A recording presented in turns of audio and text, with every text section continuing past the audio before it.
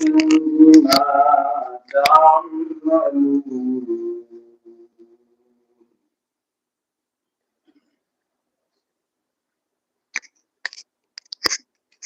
ولا تكونوا كالذين نسوا الله فأنساهم أنفسهم أولئك هم الفاسقون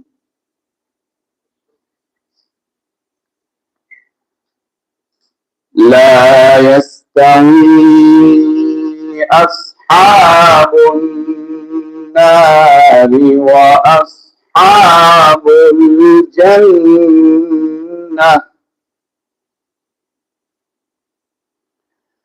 أصحاب الجنة هم الفائزون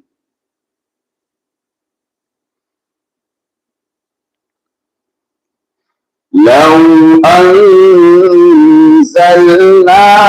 هذا القرآن على جبل لرأيته خاشعا متصدعا من خشية الله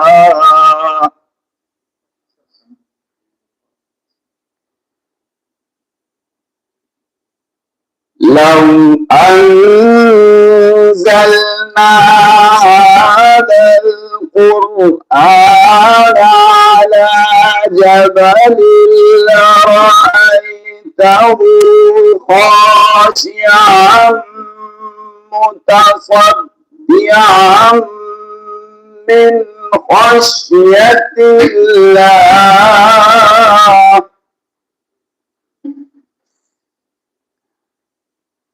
وتلك الأمثال نضربها للناس لعلهم يتفكرون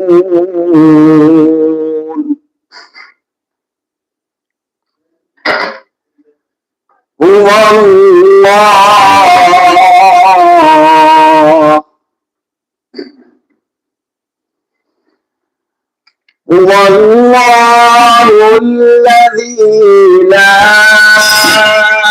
إله إلا هو عالم الغيب والشهادة هو الرحمن الرحيم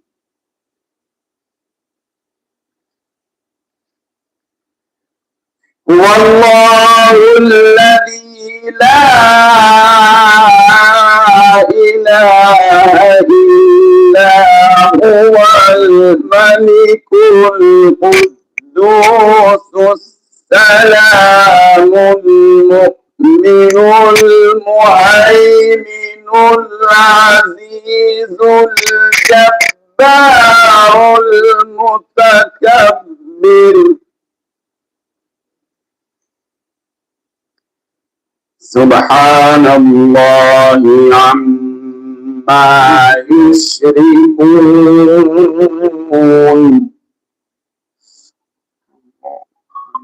هو الله الخالق البارئ المصور له الأسماء الحسنى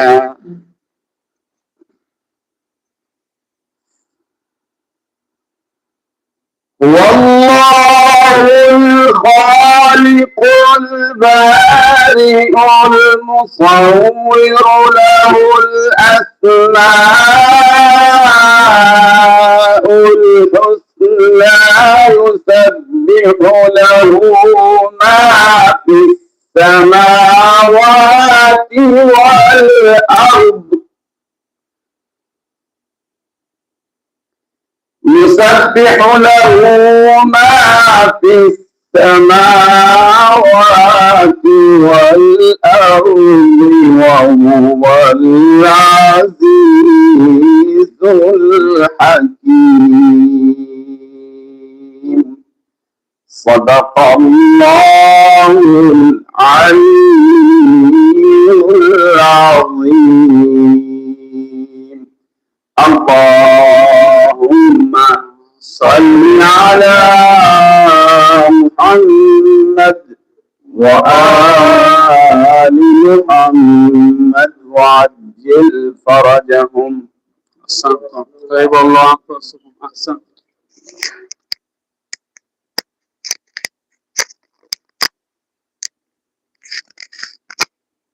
أعوذ بالله من الشيطان الرجيم.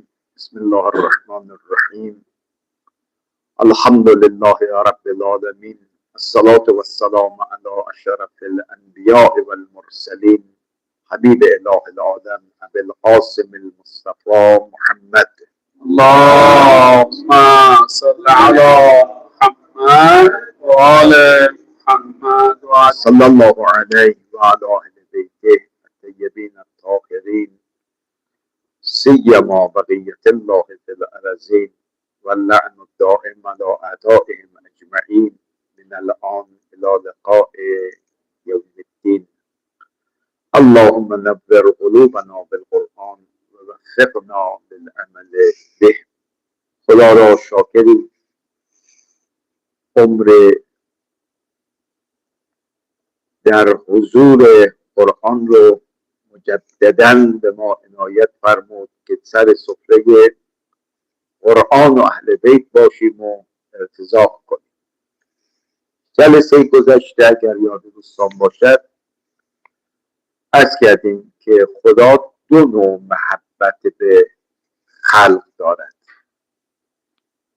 یک محبت رو عرض کردیم محبت عمومی است، موهبتی است، به همه خلق میدهد، چه کافر چه موحد. اینا میگیم محبت عمومی و موهبتی. اما یک محبت بفرمایید ویژه هست که اسمشو میذاریم محبت استحقاقی، یعنی در مقابل کاری که بنده انجام داده هست مستحق لطف ویژه خدا می شود. این محبت استحقاقی رو دیگر کفار و مشرک از او برخوردار نیستند. و ما الان مدتی داریم بحث میکنیم از محبوبان خدا در قرآن. منظور از محبوبان خدا کسانی هستند که به خاطر کارهایی که انجام میدهند مستحق محبت ویژه خدا میشوند. بسم الله الرحمن الرحیم. خدا کا لاکھ لاکھ شکر ہے کہ آج پھر سے ہم قرآن کی خدمت میں حاضر ہیں اور اہل بیت علیہ السلام کی احادیث جیسا کہ آپ جانتے ہیں پچھلے جلسے میں جو ہے وہ ہم نے محبت کے بارے میں گفتگو کی تھی. اس میں ہم نے کہا تھا محبت کی دو قسمیں ہیں. ایک محبت عمومی ہے جس میں سبھی لوگ شامل ہیں اور شریک ہے، چاہے وہ کافر ہو چاہے وہ مومن ہو. لیکن ایک محبت کا انہوں نے ذکر کیا، وہ محبت جو ہے وہ خصوصی ہے. وہ کب دی جاتی ہے، کب خدا کریم انہیں جو ہے وہ ان سے محبت کرتا ہے؟ وہ اس صورت میں ہوتا ہے جب انسان کچھ کام کرے اور کام کے مقابلے میں اچھے کام کرے، اس کے مقابلے میں خدا کریم جو ہے ان سے محبت کرتا ہے. گویا یہ اللہ تعالیٰ کی طرف سے ایک لطف اور احسان ہے. پہلے والے محبت کو جو ہے وہ ہم نے کہا یہ عمومی ہے، کسی کے ساتھ جو ہے مختص نہیں ہے. اس کو موہبتی کہتے ہیں، محبت موہبتی. दूसरी मोहब्बत जो है वो मोहब्बत मखसूस है उन लोगों के लिए जो अच्छे काम अंजाम देते हैं और खुदा करीम उन्हें जो है वो किसी काम के मुकाबले में पसंद करता है और उनसे मोहब्बत करता है। یه نکته‌ای رو هم امروز میخوام عرض بکنم. کسی که در مسیر اطاعت خداست از او دعوی می شود به سالک الله. سالک الله. آقایون در علم عرفان سالک رو دو دسته تقسیم میکنن: سالک محب و سالک محبوب. خب دقت کنید، سالک محب و سالک محبوب.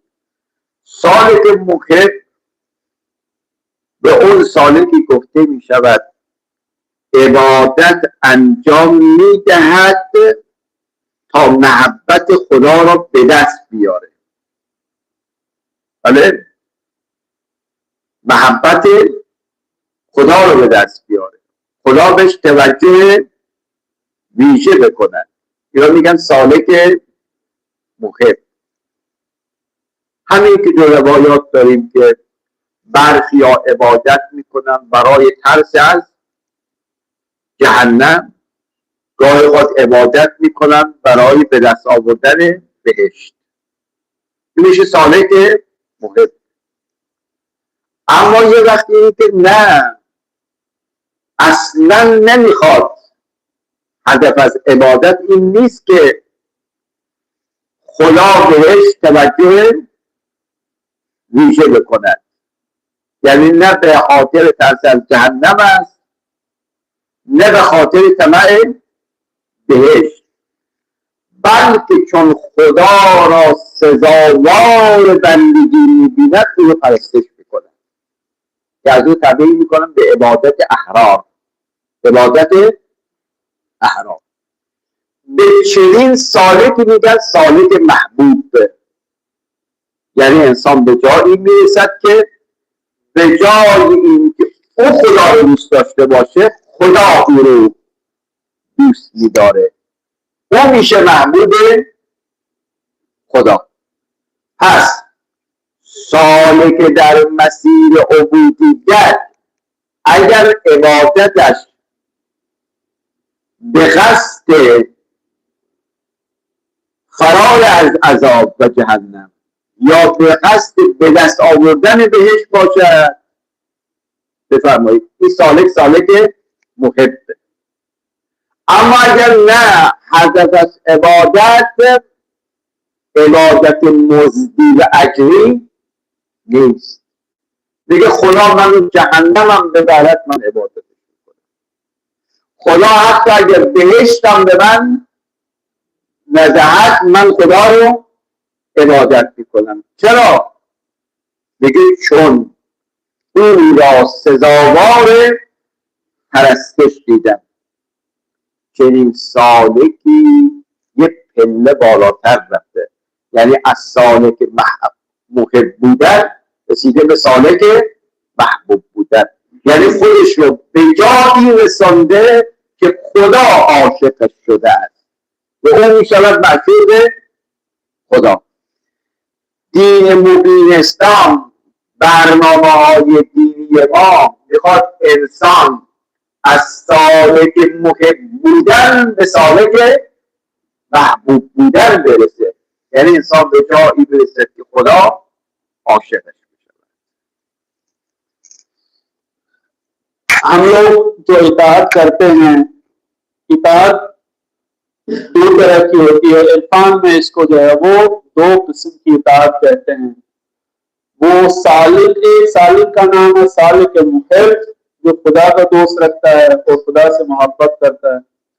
दूसरा जो है वो सालिक महबूब, जिनसे खुदा दोस्ती करता है और खुदा उन्हें दोस्त रखता है। सालिक मुहब किससे कहते हैं? आपने सुना होगा, इबादत की बहुत सारी किस्में हैं। एक इंसान जो है वो खुदा की इबादत करता है इसलिए ताकि अज़ाब जहन्नम से नजात हासिल करे। एक इंसान जो है वो इबादत इसलिए करता है ताकि बेहिश चला जाए और जन्नत में उसे जगह मिल जाए, लेकिन एक इबादत ऐसी है न जन्नत की लालच में जो है वो इबादत करता है, न जहन्नम के उस अजाब से और आतिश जहन्नम से डरता है। वो ये कहता है कि मैंने खुदा को इस लायक पाया है इसलिए मैं खुदा की इबादत करता हूं, न जन्नत की लालच में और न जहन्नम की आग से डरने के लिए। ना, वो ये कहता है कि मैं खुदा की इबादत इसलिए करता हूं ताकि जो है वो, क्योंकि खुदा इस लायक है। तो इन्होंने फरमाया कि हमें जो है वो साले के मुहिब के उस मरहले से निकलकर हमें साले के महबूब तक पहुंचना है। यानी इबादत का हमारा मकसद यही होना चाहिए कि हम खुदा को उसकी इबादत इसलिए करें क्योंकि वो उस लायक है। बस हदफ जो है वो ये होना चाहिए कि खुदावंद करीम हम उसकी इबादत ऐसे करें कि हम महबूब खुदा बन जाए। वो दर्जा जो है वो मुहिब खुदा, वो दर्जा इससे थोड़ा नीचे है, लेकिन ये दर्जा जो है वो महबूब खुदा, इससे हम बन जाए साले महबूब, तो ये दर्जा बहुत ही बड़ा। یا آیه در قرآن داریم که اشاره به این مطلب داره. خیلی زیباست این آیه که انسان به جایی میرسد هم او خدا رو دوست دارد هم خدا رو دوست دارد. یعنی انسان هر دو مرحله رو رد کرده، یعنی هم سالک محب هم سالک محبوب.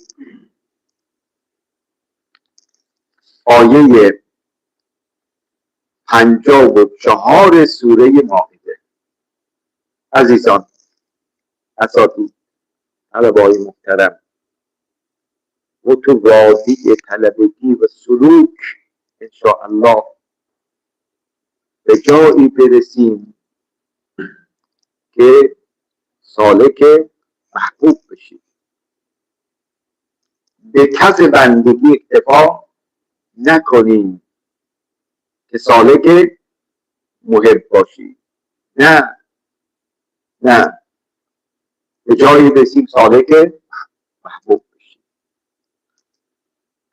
آیه اینه: یا ایها الذین آمنوا من یرتد منکم عن دینه. یه عده از ما مؤمنان و مسلمان های فصلی هستیم، بله، دمدمی مزاجیم، تا جایی که دین به نفع ما باشد دم از دین میزنیم. اما همین که بودن در دین نیاز به سختی داره، تحمل داره، سریع دست از دین برمیداریم، بیدین میشن. خدای متعال آیه‌ای که با تهدید شروع میشه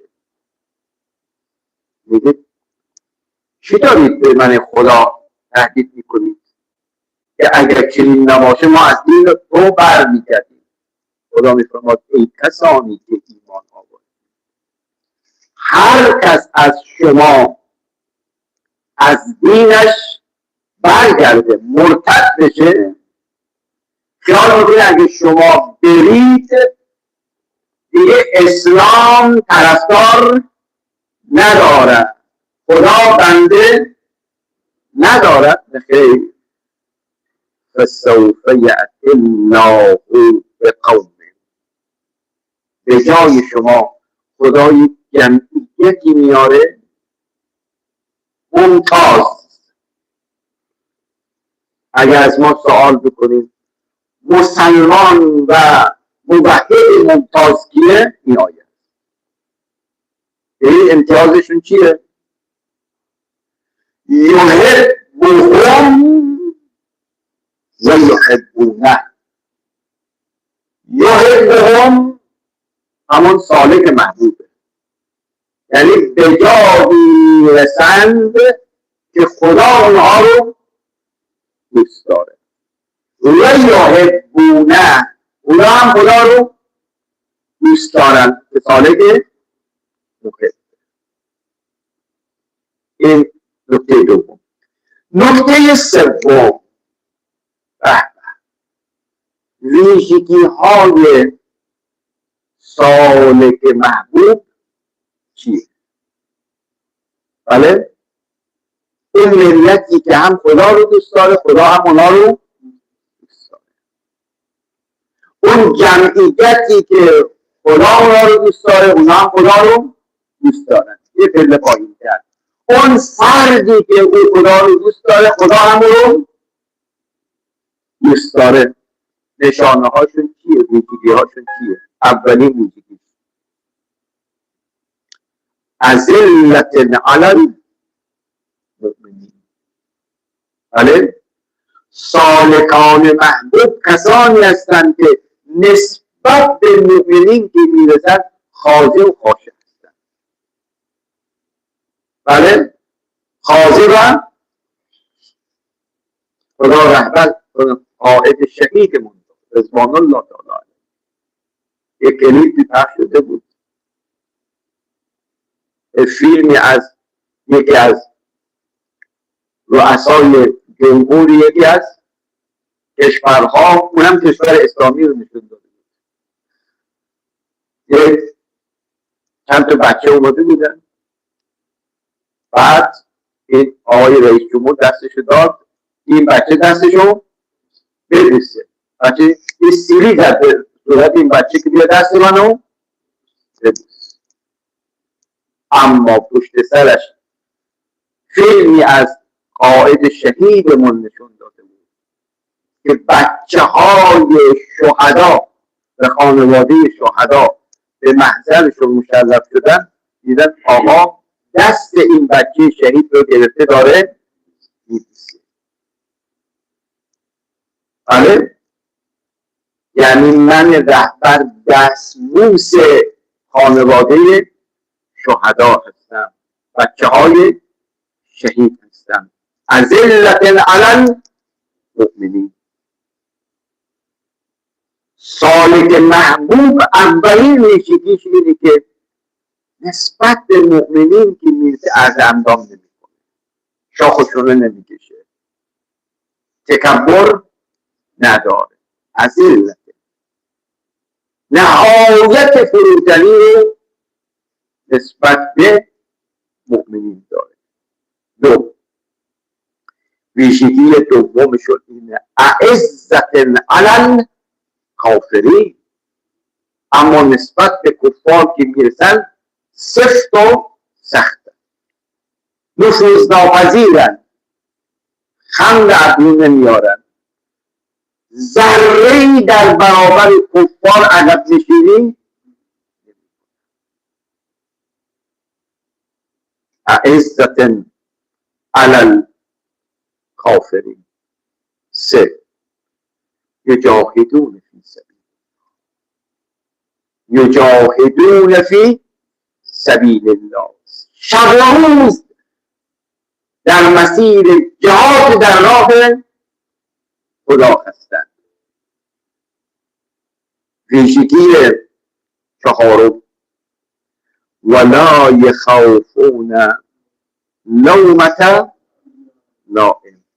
ای سالک محبوب، اگر میخواد در راه من خدا قدم برداری، سرزنش ها فراوان، زخم زبان شنیدن فراوانه.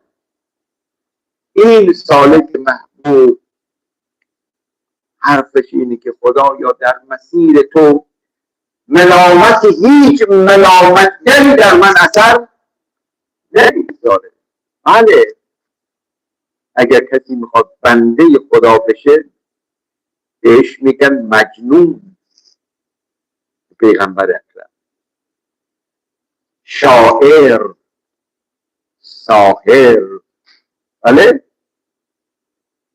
خدایا در مسیر محبت تو تمام تیر بلا رو من به جان میخرم، به من هر چی میخوان بگن اما من دست از مسیر محبت با تو بر نمیدارم. بعد خدای متعال در پایان میگه اینا بنده های ویژه اینا، ذالک فضل الله، ذالک فضل الله، این ویژگی هایی که گفتی اینها نهایت لطف خدا می باشد، اما به هر کی خدا این لطف رو نمیده. اون لطف استحقاقی رو گفتم، ذالک فضل الله یوتیه من یشا، خدا به هر کس بخواد میده. کیا میده؟ بله، در مسیر محبت های مجازی رو گذاشت کنار، دنبال محبت حقیقی نمیده. محبت حقیقی برقراری رابطه با خداست، خودش رو از سالک محب بودن میرساند به سالک محبوب بودن. بعد آیه آخرش یک اشاره میگه خیال نکنید اینا افرادی بودن تو صدر اسلام دیگر تمام شد به خیر، والله واسع علیم، خدا این فضل خودش رو وسعت میبینه بندی تو مسیر قرار گرفته، این لطف ویژه شامل اون هم میشه. این ما مالک اشتر تک نبوده، نه بعدها مالک اشترها هم پیدا شدن. دین خدا رو باید اینها یاری بکنن. پس ما دو جور سالک داریم عزیزان، سالک مخب،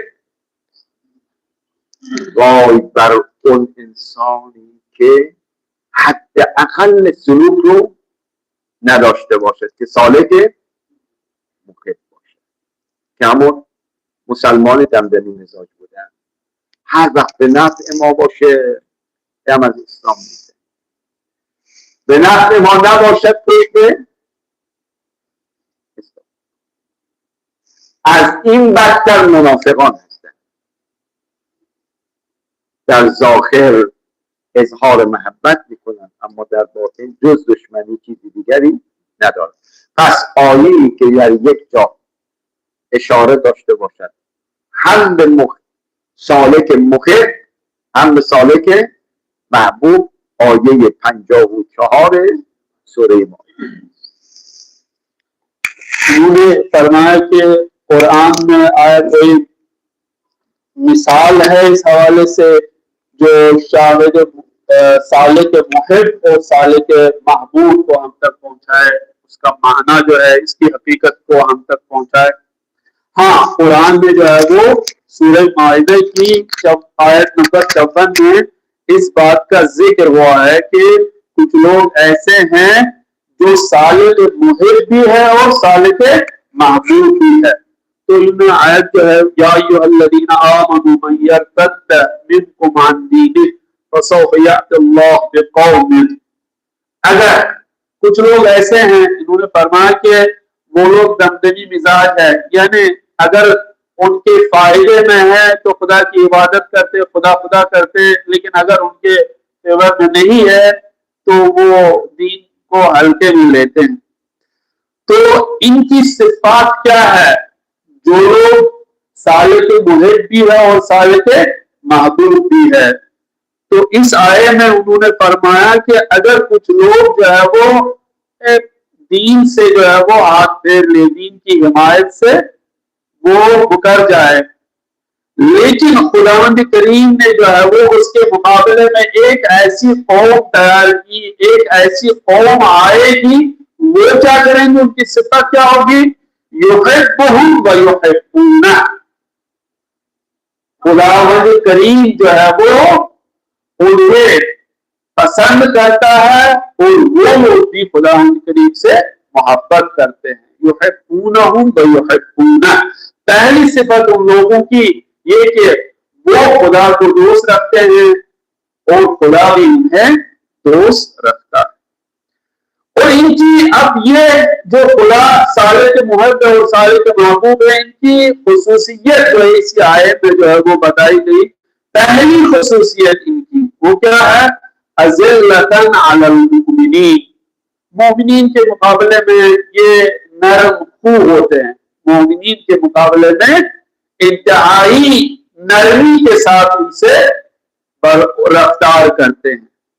تو آپ دیکھیں انہوں نے مثال دی تھی کسی پریزیڈنٹ کی، کسی ملک کا تھا، بچہ آیا تھا اس سے ملنے کے لیے، لیکن جو ہے وہ اس رئیس جمہور نے جو اس پریزیڈنٹ نے انہیں تھپڑ مارا، اس کے مقابلے میں انہوں نے جو ہے وہ شہید ہمارے حضرت آیت اللہ العظمیٰ سید علی خامنہئی، آپ نے دیکھا ہوگا بہت سارے فلم کلپس وغیرہ جو ہے وہ کیسے بچوں کے ساتھ جو ہے وہ محبت کرتے ہیں۔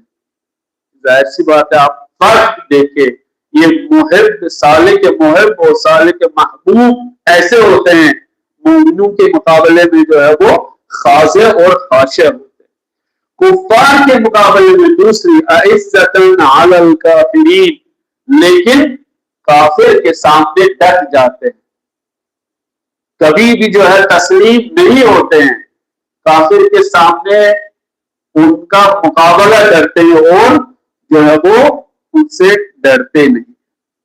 تیسری صفت ان لوگوں کی، یہ خدا کریم کے راستے میں جہاد کرتے ہیں، یجاہدون فی سبیل اللہ، ان کی تیسری صفت ہے یہ جہاد کرتے ہیں خدا کے راستے میں، ڈرتے نہیں ہیں کسی سے، مارے جائیں گے ٹھیک ہے، شہید ہو جائیں کوئی بات نہیں، تو ان کی تیسری صفت ہے وہ جہاد کرتے ہیں خدا کریم کے اس راستے میں۔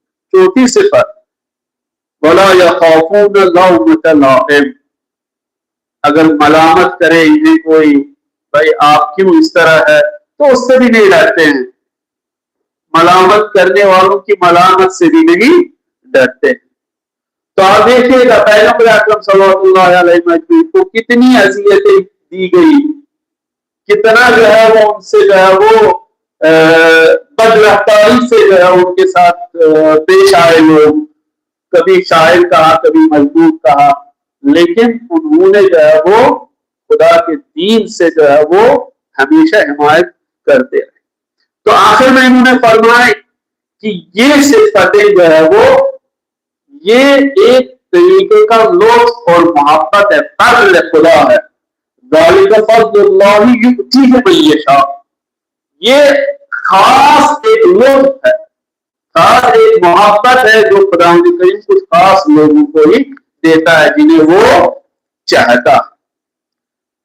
تو اس میں جو ہے وہ آخر میں ایک نقطہ ہے، انہوں نے فرمایا کہ آیا یہ جو صالح محب اور صالح محبوب ہے یہ محدود لوگ ہے؟ نہ، محدود لوگ نہیں، ہر کوئی جو ہے وہ صالح محب اور صالح کے محبوب بن سکتا ہے، یہ کسی خاص طبقے کے ساتھ جو ہے وہ اختصاص نہیں ہے۔ انہوں نے فرمایا مالک اشتر مثال، لیکن دوسرے لوگ بھی مالک اشتر بن سکتے ہیں، ہاں دوسرے لوگ بھی مالک اشتر بن سکتے ہیں، بس معیار جو ہے وہ یہ ہونا چاہیے، ہمیں صالح کے محب کے اس حد سے گزرنا ہوگا اور ہمیں صالح کے محبوب کے حدود میں ہمیں داخل ہونا پڑے گا، تبھی ہم حقیقی عبادت گزار میں سے شامل ہوں۔ خدا رحمت کنه یکی از اساتیدی که حق بزرگی به گردن بنده داشت، به این صفت که میرسید ولا یخافون لومة لائم، به تعبیر لطیفی داشت، من این جمله ایشون رو میگم انشاءالله ثوابش به روح مطهرشون برسد. میفرمود طلبگی یعنی سربازی حضرت علی اصل ارواحنا له الفدا، این سربازی هم نوش دارد هم نیش دارد، خیلی تعبیر لطیف، هم نوش دارد هم نیش دارد.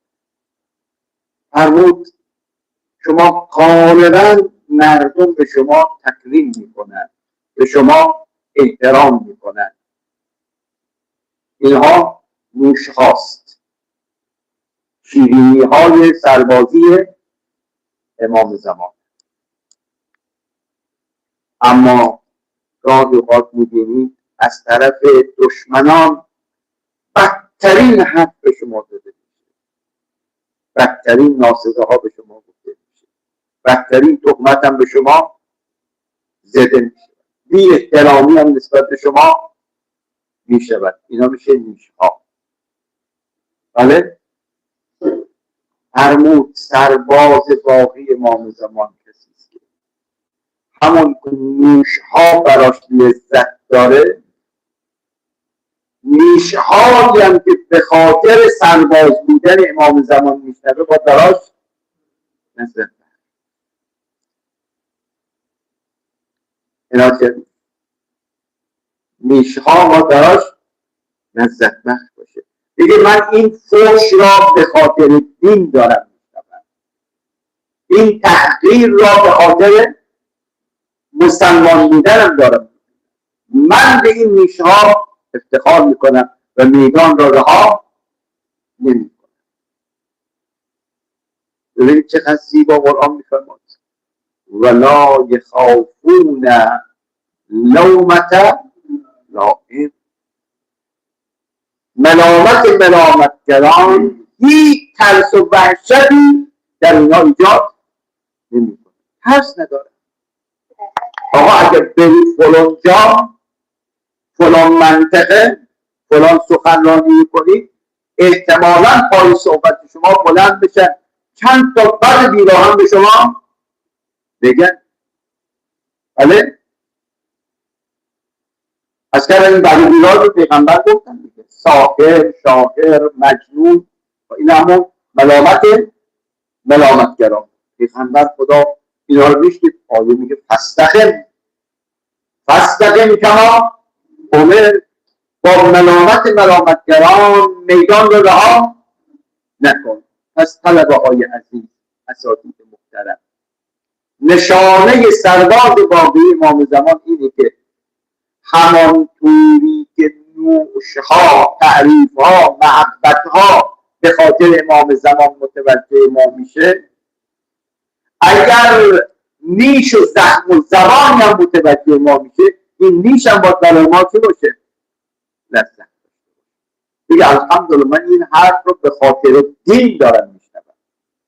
بله، پس بنابراین کسی که مسیر رو درست انتخاب کرده باشه، نوش لذت داره، نیشم در راه خدا براش لذت.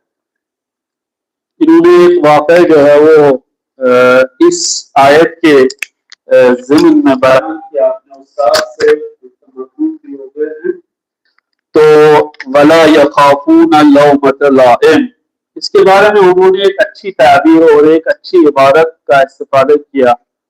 तो उन्होंने कहा है कि सरबाज़ी इमाम ज़माना, अगर हम इमाम ज़माना जल्लल्लाहु तआला फज़लुहु शरीफ के वाकई सरबाज है तो उनके लिए ऐसे दो मरहले आ जाते हैं उनके लिए। एक ये कि जाहिर सी बात है जो उलमा है हमारे, बहुत सारे लोग उनका एहतराम करते हैं, जब भी कहीं जाते हैं तकरीर के लिए, सुखरानी के लिए, तो लोग एहतराम करते हैं। लेकिन कभी कभी क्या होता है, बेएहतरामी होती है, उनके खिलाफ जो है वो कुछ लोग बद बोलते हैं, बुरा बोलते हैं उनके लिए। तो उन्होंने कहा है कि सरबाजी है इमाम ज़माना जल्लल्लाहु तआला फज़लुहु शरीफ नूश दारे, यानी एहतराम, लोग तो ज़ाहिरन उलमा का एहतराम ही करते हैं, और उसके साथ साथ नीश दारे, यानी डंक मारते हैं। कुछ लोग कहते हैं कि यह आलिम मसलन इसमें ये कमी है, इसमें ये बुराई है। तो इन्होंने खुलासा इस जुमले का यूं बयान किया है कि इमाम ज़माना जल्लल्लाहु तआला फज़लुहु शरीफ की सरबाजी के लिए इंसान को अगर लोग तारीफें करते हो उनकी तो उससे भी राजी होना चाहिए। अगर बुरा भला कहे लोग इसको इमाम ज़माना के उस सरबाजी के लिए, तो उन्हें उस बुरे भले को भी एक्सेप्ट करना चाहिए और बिल्कुल आगोश बात से इस्तेमाल करना चाहिए कि ये चूंकि ये मुसीबत है, ये मुश्किलात जो है वो जमाना के लिए है, मुझे जो है वो एक्सेप्ट करना चाहिए, इसलिए इसको जो है वो डरना नहीं चाहिए। हम लोगों को ऐसा ही होना चाहिए। अगर मुसीबतें झेलनी पड़ी, इमाम की मोहब्बत में कोई इशू नहीं है, हमेशा तो तारीफें नहीं होती है। इन्होंने कहा और उलमा से हमारी गुजारिश यही है कि जिस तरह नबी ये मुकर्रम जो है वो इन तोहमतों से नहीं डरते थे, इन अजियतों से नहीं डरते थे, हमें भी इस दीन के लिए ऐसे ही होना चाहिए। वला यखाफून लौमत लाइम। نکته سوم که جلسه گذاشتم یک اشاره بهش کردیم، آیه 19 سوره علق رو گفتیم از اون آیات کلیدی است که اگر کسی میخواد انشاءالله سالک محبوب بشه، در این آیه 19 سوره علق دو تا دستور داده شده. دستور اول اگه یادتون باشه جلسه پشت پا زدن به خیلی چیزاست. فرمود لا تطعه، لا تطعه، از نفس امارت اطاعت نکن، از شیطان بیرون هم اطاعت نکن. پس اگر میخوای سالک محبوب بشی باید مطیع نفس و مطیع شیطان. جمع نمیشه کسی بخواد محبوب خدا بشه اما از اون طرف هواپرستی هم مطیع شیطان جنی و انسی هم میخواد باشه، از این قابل جمع نیست. خدای متعال صریحا میگه لا تطع، یه فرمان ایجابی میگه عبادت و بندگی من رو بکن. بله، عبادت و بندگی من رو بکن. بعد در پایان میفرماد وقت تره، وقت با اون نگفتن، با این عبادت و بندگی به قرب من نزدیک، به همسایگی من، به قرب من راه پیدا بکن. چجوری من به قرب خدا راه پیدا کنم؟ در روایات ما دو مسیر قرار داده شده، یک قرب فرائض، دیگری قرب نوافل. یک واجبات تو انجام بده. نه، اگر کسی میخواد سالک محبوب بشه علاوه بر واجبات باید مستحبات رو هم انجام بده. از اون تبدیل کردیم به قرب نوافل. هر کار مستحبی. یه روایتی رو هفته پیش وعده دادم از قرب نوافل براتون بگم. طلبه های عزیز، دست کم نگیریم مستحبات رو.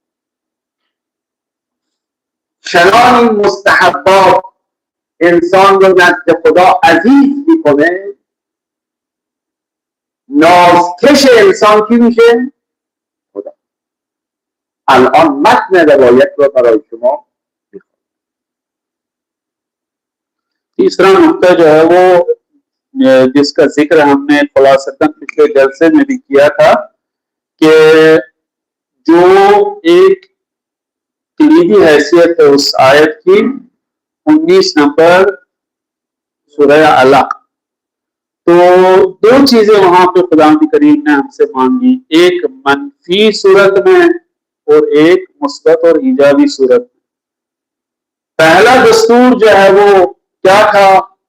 ला तुतिअहु, यानी आपको जो है वो नफ्स अम्मारे की पैरवी नहीं करनी, आपका जो दुश्मन खारिजी है उसकी भी पैरवी आपको नहीं करनी है अगर आपको सालिक महबूब बनना है। पहला नुक्ता यह है कि आपको नफ्स अम्मारा की पैरवी नहीं करनी। दूसरा नुक्ता क्या है, आपको खुदावंदी, इसके मुकाबले में आपको किसकी इबादत करनी है? खुदा की। आपको खुदा की बंदगी करनी है, इबादत करनी है। दर नतीजे इबादत क्या होगा? आप खुदा से नजदीक होंगे। वक्त करीब इस इबादत के जरिए से आप जो है वो खुदावंद करीम के नजदीक होंगे। जाहिर सी बात है, कौन सी इबादत है जिसके जरिए से आप खुदा के नजदीक हो जाएंगे? दो इबादतें हैं। पहली इबादत का नाम इन्होंने कहा है कुर्बुल फराइद। ये जो हमारा फरीजा है, दिन रात मसलन नमाज पंजगाना, ये तो फरीजा है हमारा, इनको अंजाम देते रहना है। लेकिन उसके बाद एक और कुर्ब है, एक और बकरीब की एक और मिसाल है। वो क्या है? कुर्बुल नवाफिल। नवाफिल के जरिए से हमें खुदा के नजदीक होना है और सालिक महबूब में से हो जाना है। यानी ये नवाफिल जो है वो, हम ये ना सोचे कि भाई हमें इक्तिफा करना चाहिए किस पर? फराइज पे, जो वाजिब चीजें उनको अंजाम देना चाहिए। नहीं, हमें वाजिब चीजों के साथ साथ जो है वो हमें नवाफिल को भी अंजाम देना चाहिए। इस हवाले से इन्होंने एक रिवायत का जिक्र किया है, जो उसका जिक्र हदीस از امام باقر سلام الله علیه است. اللهم صل علی محمد و آل محمد. لما اسری بالنبی قال یا رب ما حال المؤمن عندك. امام باقر میفرماد وقتی پیامبر به معراج رفت، در شب معراج که مهمان خدای تبارک و تعالی بود، پیامبر یه سوالی از خدا کرد. سوال اینی که عرضه داشت پروردگارا، جایگاه و منزلت مؤمن نزد توی خدا چگونه است؟ خیلی از سوال مهم. مؤمن نزد توی خدا از چه جایگاهی برخوردار است؟ قال الله تبارک و تعالی یا محمد اللهم صل علی محمد و من احان لی ولیا فقد بارزنی بالمحاربه. پیامبرا همینقدر بهت بگم که مؤمن نزد من چقدر قرب داره. اگر کسی به بنده مؤمن من جسارت و اهانت کند، من خدا را به جنگ طلبیده و انا اسرع شیء الی نصرت اولیاء. من از هر کس و هر چیز زودتر به یاری بنده مؤمنم می‌تابم. از اهانت به بنده مؤمن من در حقیقت به جنگ با من خدا آمده است. بعد ادامه میدهد پیامبر و ما یتقرب الیه عبد من عبادی بشیء احب الی مما افترضت علیه. رسول من، هیچ چیز بنده ام را به من نزدیک نمی کند به مثل واجبات. دقت کردید؟ یک هشداره. یک از ما مسلمان ها به مستحبات میچسبیم اما واجبات رو عمل نمی کنیم. طرف روز عاشورا میاد، هزارها روپیه خرج میکند، اطعامگیری میکند، اما خمس مالش رو نمیدهد.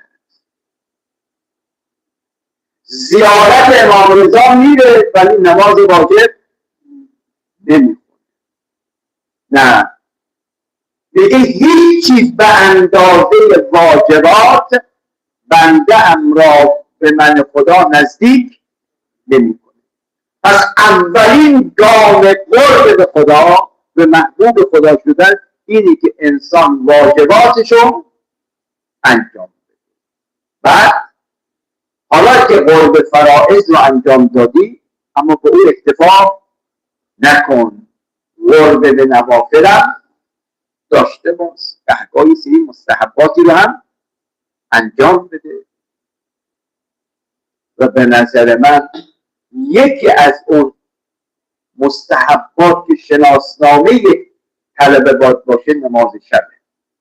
نماز شبه که متاسفانه ضعیف شده این مسئله. علامه طباطبایی صاحب تفسیر المیزان میگه وقتی رفتم نجف اوائل ورودم متحیر بودم در محیط یک مدرسه که خدایا چه کار کنم رشد پیدا بکنم، ترقی کنم. میگه یه وقت دیدم دست مرحوم آیت الله عارف سید علی آقای قاضی طباطبایی روشونم نشست به من خطاب کرد: جوان، دنیا میخوای نماز شب، آخرت میخوای نماز شب، قرب به نوافل. طلبه‌ای که اهل نماز شب نباشد اون سلوک بله محبوبی را طی نمی کند. عنایت کنید: انه لیتقرب الیه بالنافله. پیامبر بندم با نافله و مستحبات مصداقش نماز شب چنان به من خدا نزدیک می شود حتی احبه، تا جایی که من خدا محبش می شود. او میشه محبوب من، یعنی به مرحله سلوک محبوبی میرسم. حالا اگر محبوب من بشه چی؟ کنت اذن سمعه الذی یسمع به. من گوش بندم میشوم، چیزهایی اون میشنود که دیگران نمیشنوند. این گوش میشه دیگه الهی. و بصره الذی یبصر به. چشمش میشوم که با اون میبیند، یعنی چیزهایی را میبیند که دیگران نمیبینند. و لسانه الذی ینطق به. زبانش میشوم که با اون زبان نطق میکنه. آقایان، شیخ جعفر ششتری صاحب خصائص الحسینیه وقتی می اومد تو تهران سخنرانی میکرد، من این را از خود آیت الله وحید حفظه الله شنیدم، گفت چندین نفر پای منبر مرحوم شیخ ششتری غش میکردن، بیهوش میشدن، اینا را از مجلس بیرون میبردن. چرا؟ شیخ ششتری زبانش زبان الهی شده، سخنی میگوید که دیگران توان سخن رو ندارند. 4 و یده التي یبطش بها. دستش میشوند با اون دستی که کارهای با برکت انجام بدهد. 5 ان دعانی اجبت. اگر دعا بکند دعاتو استجاب میکنه. و ان سألنی اعطیته. چیزی از من درخواست بکند دست خالی بر نمیگردانم. همه اینا به برکت کیه؟ نوافل. یه نماز شب آدم رو به اینجاها میرساند. اصول کافی جلد 2 صفحه 352. امام محمد باقر علیہ السلام کی روایت سے روایت ہے، جب پیغمبر اکرم صلوات اللہ علیہ مجمعین معراج پہ چلے گئے تو وہاں پہ انہوں نے جو ہے وہ خدا سے ایک سوال کیا: ما حال المؤمن عندک؟ مومن کی حیثیت آپ کے سامنے کیا ہے؟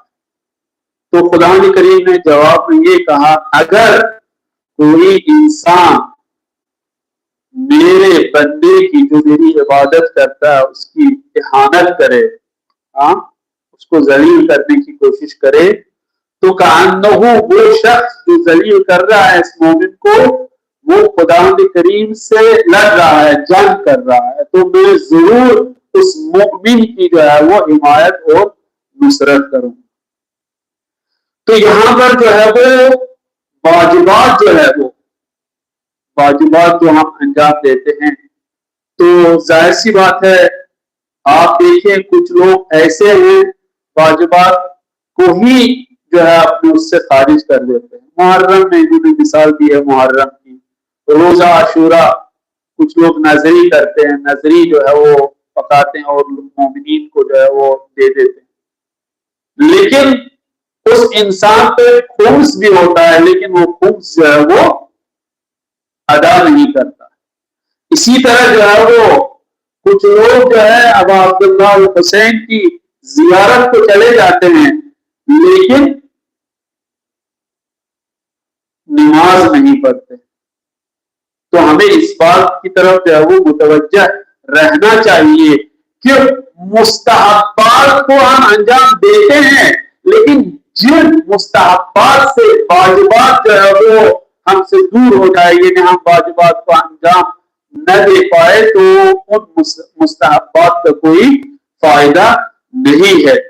آپ دیکھیے واجبات تو ہے بھی، لیکن آپ نماز شب کے بارے میں انہوں نے بتایا کہ علامہ طباطبائی جب ابتدائی عمر جب وہ نجف تعلیم کے لیے تعلیم حاصل کرنے کے لیے چلے گئے تو وہاں پہ وہ ابتدائی طلبگی تھی، بہت متحیر رہتے تھے، بہت یعنی ایسی وہ طلبگی تھی، ابتدائی طلبگی تھی، اس میں ان کو پتہ نہیں چلتا، مجھے چلتا تھا کہ میں کیا کروں، کیسے کروں، کس طرح اپنی طلبگی کی زندگی کو آگے بڑھا۔